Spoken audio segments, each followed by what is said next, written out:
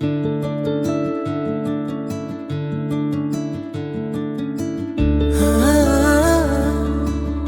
தங்கத்துக்கு வடிவம் கொடுக்க இரும்பு சுத்தியால தான் அடிப்பாங்க. அதே போல ஒரு இரும்புக்கு வடிவம் கொடுக்கறதுக்கும் அதே இரும்பு சுத்தியால தான் அடிப்பாங்க. தங்கத்தை அடிக்கும்போது சத்தமே வராது. ஆனா இரும்பு அடிக்கும்போது டங் டங்னு ஓயாம சத்தம் வரும். இதையெல்லாம் பார்த்த தங்கம் இரும்பு கிட்ட, நண்பா, உன்னையும் இரும்பு சுத்தியால தான் அடிக்கிறாங்க, என்னையும் இரும்பு சுத்தியால தான் அடிக்கிறாங்க. ஆனா நான் அமைதியா இருக்கேன், நீ மட்டும் ஏன் இப்படி கத்துற அப்படின்னு கேட்டுச்சான்.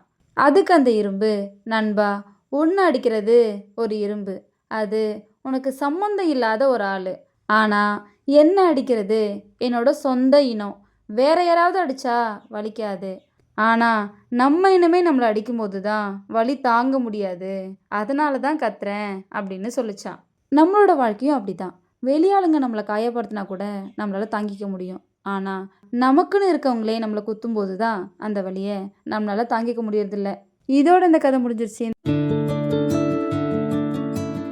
ஒரு காட்டுல ஒரு நரி இருந்துச்சாம். அந்த நரிக்கு ரொம்ப பசி எடுத்துச்சாம். உணவு தேடி காடு ஃபுல்லா அலைஞ்சுதான். ஆனா அதுக்கான உணவு கிடைக்கவே இல்லையா. காட்டுக்கு பக்கத்துல ஒரு பெரிய திராட்சை தோட்டம் இருக்கிறத பார்த்துச்சான்.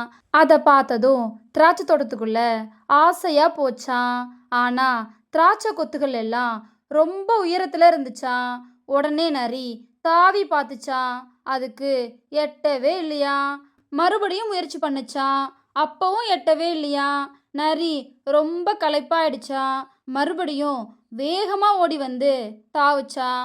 அப்பவும் அதுக்கு எட்டவே இல்லையா.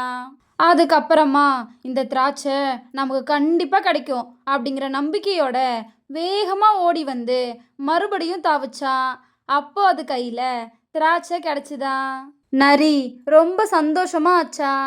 கிடைச்ச திராட்சைய ஒவ்வொன்றா சுவைச்சு சாப்பிட்டுச்சான். இதோட இந்த கதை முடிஞ்சிருச்சு. நம்மளோட இலக்கை அடையணும் அப்படின்னா அது மேலே நமக்கு நம்பிக்கை இருக்கணும், விடாமுயற்சியும் இருக்கணும். இது ரெண்டும் இருந்தாலே போதும், நம்மளோட இலக்கை கண்டிப்பாக அடைஞ்சிடலாம். அதுதான் இந்த கதை நமக்கு சொல்லுது.